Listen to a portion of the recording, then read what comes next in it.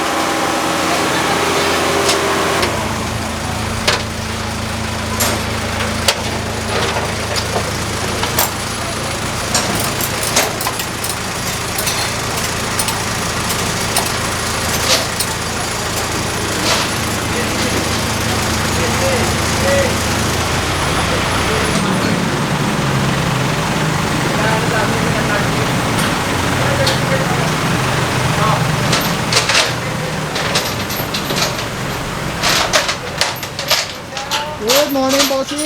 Good morning, Boss Pao.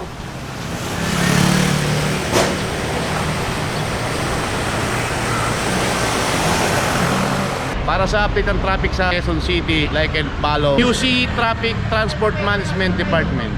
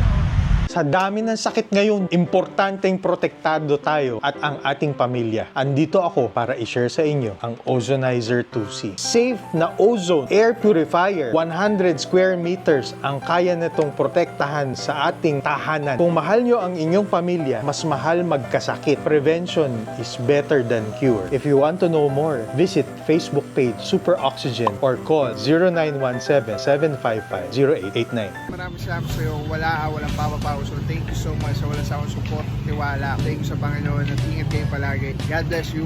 Purong pagmamahal. Thank you so much. God bless.